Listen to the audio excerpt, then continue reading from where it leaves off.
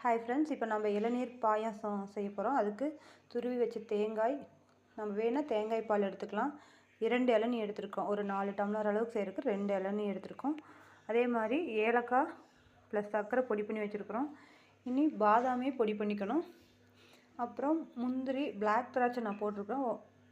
எல்லாத்தையும் நெய்யில் போட்டு வறுத்து வச்சுருக்குறோங்க ஃப்ரெண்ட்ஸ். ஹாய் ஃப்ரெண்ட்ஸ், அதே கடாயில் 2 இளநீ ஊற்றியாச்சு.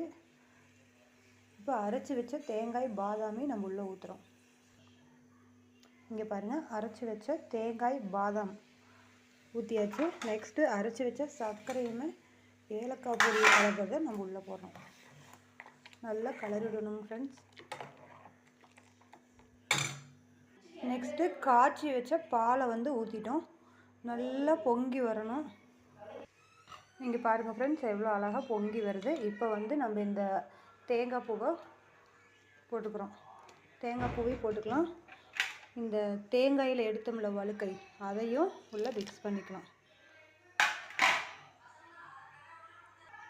ஃபைனலாக முந்திரி திராட்சை ஆட் பண்ணிக்கலாம் ஃப்ரெண்ட்ஸ். இங்கே பாருங்க, முந்திரி திராட்சை ஆட் பண்ணியாச்சு. இங்கே பாருங்க எவ்வளோ சூப்பராக வந்திருக்கு.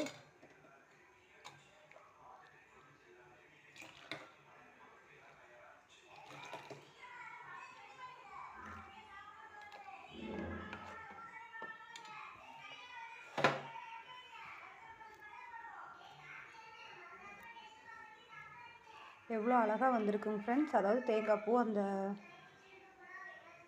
போட்டதுக்கு, தேங்காய் வழுக்கையெல்லாம் போட்டதுக்கு அழகாக வந்திருக்கு. பிடிச்சிருந்தால் லைக் பண்ணுங்கள், ஷேர் பண்ணுங்கள், சப்ஸ்கிரைப் பண்ணுங்கள் ஃப்ரெண்ட்ஸ். பிடிச்சிருந்தால் லைக் பண்ணுங்கள், ஷேர் பண்ணுங்கள், சப்ஸ்கிரைப் பண்ணுங்கள் ஃப்ரெண்ட்ஸ்.